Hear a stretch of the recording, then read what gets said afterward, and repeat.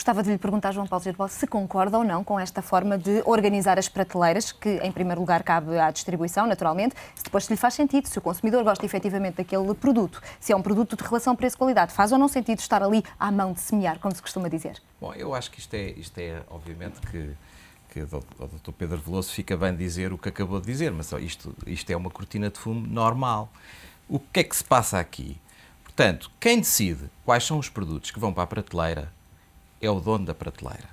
Um produto de marca fabricante, para ir para uma prateleira, tem que explicar ao distribuidor porque é que aquele produto vai vender, o que é inovador, porque é que o consumidor o vai querer, quais são os investimentos que vão ser feitos em termos de promoção para que o consumidor conheça o produto e depois o deseje e o vá comprar à prateleira, e depois, para além disso, ainda tem que suportar uma série de custos para entrar dentro dessa prateleira. Num determinado Que custos sítio. são esses? Taxas de referenciação, enfim, uma série de outros. Esses custos são significativos. Chega-se à prateleira e temos um produto do distribuidor, portanto, uma marca branca, que não teve que suportar nada disso. Mais, 80% das referências dos novos produtos são introduzidos no mercado pelas marcas de fabricante. Resultado dessa tal investigação que é feita continuamente para se poder competir no mercado. 20% apenas são produtos que aparecem com marca da distribuição, com as chamadas marcas brancas. E esses produtos das marcas da distribuição são seguramente produtos requentados de outros que criaram categorias, que investiram, que criaram, inovaram, mostraram valor para os consumidores, criaram categorias que depois são copiados e são colocados nas prateleiras a preços muito dispares. Como é que é construído o preço? Já vimos. Portanto, à saída da fábrica, para produtos de qualidade equivalente, que nem sempre é o caso, eles vêm com um preço semelhante, mas quando chegam às prateleiras, eles aparecem com preços extraordinariamente diferentes. E esse diferencial é colocado pelo dono da prateleira. O outro aspecto... Não lhe faz sentido que assim seja? Se efetivamente a marca branca, como é conhecida, ou a marca própria, não tiver um preço competitivo, perde ou não a vantagem competitiva que tem face às marcas que são conhecidas de todos? Eu reconheço que a distribuição, neste caso os retalhistas, tem uma concorrência feroz entre eles. E a forma de trazerem os clientes para as suas lojas, aliás, como vimos nas campanhas publicitárias que foram feitas no final do ano passado e no princípio deste ano, fortíssimas e continuam a ser agora, nós vemos que o preço é um atrativo fundamental para levar pessoas para as lojas. O facto de se colocar um preço mais baixo para atrair tráfego, sabendo nós que esse tráfego, quando chega à frente da prateleira, em 60% dos casos de indecisão, decide pelo que vê à frente da prateleira, não vem com o produto já decidido na cabeça o que é que vai comprar, é fundamental para o retalhista ter uma oferta diferenciada. Agora, o que eu questiono, e não penso que o consumidor seja de forma nenhuma ignorante ou incapaz de ver isto, é que quem decide o preço e o diferencial de preço a que os produtos chegam à prateleira é o dono da prateleira. Muito bem. Neste jogo entre retalhistas e indústria, quem é que precisa mais um do outro? São os retalhistas que precisam das marcas de fabricantes para vender ou são os fabricantes que precisam dos retalhistas para escoar os seus produtos? Eu acho que ambos. Há uma convivência, tem que haver uma sã convivência. Eu entendo as diversas argumentações, são velhas questões para nós que nos atravessamos no nosso dia-a-dia com esta problemática. São velhas questões. Parece-me que o que foi dito faz todo o sentido, os investimentos nas marcas. Quando uma marca é notoriamente líder, realmente tem muita dificuldade em aceitar estas regras acabadas de referir. No entanto, a indústria que represento, a indústria portuguesa que represento, tem convívio, não tem essa dimensão numa boa parte das empresas. Numa boa parte, há logicamente empresas líderes, mas não tem essa grande representatividade. E o preço de venda dessa indústria, uma vez que não tem que fazer investimento em publicidade, é praticamente o mesmo quando vende uma grande superfície de marca própria do que vender a sua própria marca sem publicidade. Portanto, nós não estamos, numa boa parte das vezes, numa situação desfavorável. Nós temos é que aprender, e a indústria é um desafio que muitas vezes nas nossas assembleias e conferências que fazemos, tem que se passar a mensagem para a indústria portuguesa que nós temos de ser dinâmicos, temos de ser inventivos e temos de partilhar deste tipo de realidades com os nossos clientes, sejam eles quem forem. Os clientes têm que entender as nossas preocupações e parece-me que tem havido bom senso bom senso, pelo menos da parte que me diz como empresário, tem havido bom senso de todo o mercado, ou de quase todo o mercado, nesta lealdade de condução dos negócios ao longo de muitos anos. Ainda assim, gostava de lhe perguntar, porquê que normalmente esta questão é tão levantada pelas marcas de fabricante, aquelas que se dizem as marcas originais, o facto de serem copiadas por outras marcas, não têm efetivamente um nome por detrás que lhes deixe toda a confiança para enfrentar quaisquer que sejam os desafios no mercado? Isso era bom, não era? Não. Para uma coisa, nós temos que nos situar em termos históricos. Antes de existirem marcas de distribuição, se nós quiséssemos comprar um produto, tinha que ser seguramente de um fabricante e de uma marca conhecida, que estava construída de uma maneira que tinha marketing, que tinha inovação, que tinha uma série de estruturas de apoio e que custava dinheiro. A partir do momento que aparecem marcas de distribuição, Muda o paradigma. Nós temos que passar a conviver com isso.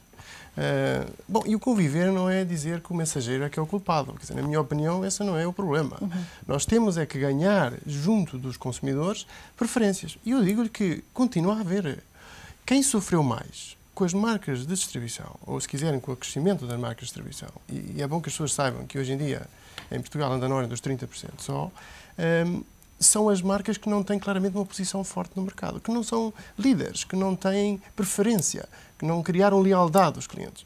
Então está-me a falar que a grande distinção entre uma e outra não é só o preço. O consumidor Claro que não. Então, voltamos outra vez ao Rolex. Bom, mas no fundo, se eu for... Eu por acaso, tive alguma curiosidade... Rolex não se vende no supermercado. Não. Mas também não são palavras só de supermercados. Mas essa é também uma questão importante que levantou em relação ao Rolex.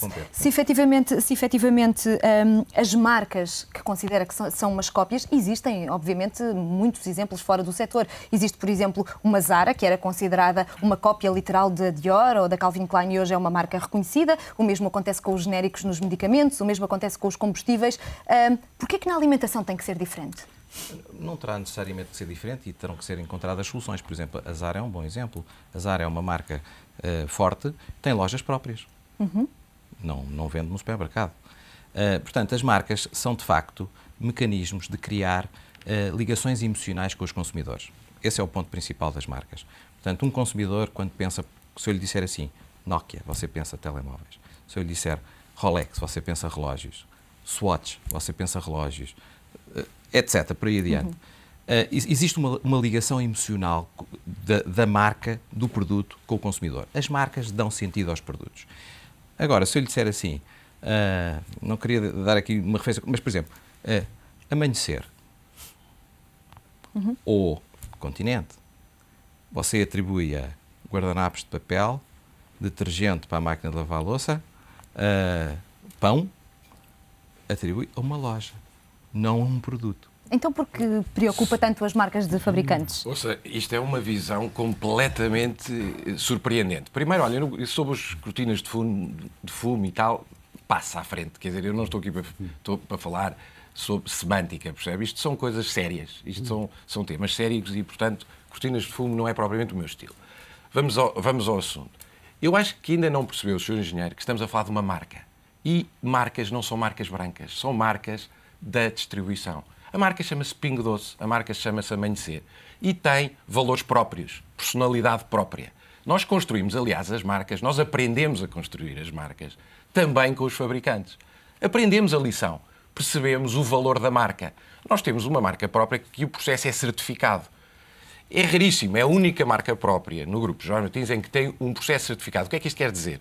Quer dizer que nós garantimos que, quando lançamos um produto, no fundo, a forma de o lançarmos obedece a um conjunto de critérios rigorosíssimos. Um dos quais, por exemplo, é estudos de mercado. Nós não lançamos os produtos sem perguntar aos consumidores se eles gostam. Nós só lançamos no Jerónimo Martins produtos que em estudos de mercado, com painel de consumidor, saem vencedor. Eu nem sequer tolero que a minha marca seja marca, e isso é muito importante que entenda. Os produtos brancos é uma conversa antiga, quando não havia identidade. Hoje as coisas são marcas, não chamo produtos brancos, é uma coisa muito antiga. E há consumidores que, no fundo, mais velhos, que ficaram com essa memória, porque os produtos inicialmente se chamavam assim, mas nessa altura eram produtos indiferenciados. Hoje não, é uma marca, é de uma marca que se trata. E nós, quando se fala de uma marca, assumimos a responsabilidade, assinamos. Isto não é uma marca de alguém, é uma marca do Pingo Doce, é uma marca do recheio. E, portanto, nós assumimos o compromisso perante os consumidores daquilo que nós pomos dentro das embalagens.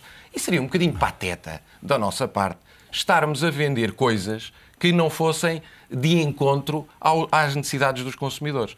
Portanto, eu acho que e no fundo, e este é um setor muito interessante, porque este é o setor das grandes multinacionais, que no fundo o Sr. Engenheiro representa. Aqui é um bocadinho a economia real do país, é um tecido empresarial que não tem as suas características. E é engraçado, como é muito mais fácil falar para alguém que não tem os recursos das multinacionais e que, no fundo, convive muito melhor com o facto de ter interlocutores válidos, interlocutores que têm estratégias próprias. Isto, quem teve muitos anos em que não tinha, em que chegava e dizia como é que se fazia ao preço que se fazia, incomoda, cria estes anticorpos que eu acho que temos que os ultrapassar. Vamos já tentar ultrapassá-los na segunda parte da Comissão Executiva. Estamos reunidos a analisar o impacto do crescimento das marcas próprias da distribuição no mercado. A reunião continua já a seguir. Fique por aí, até já.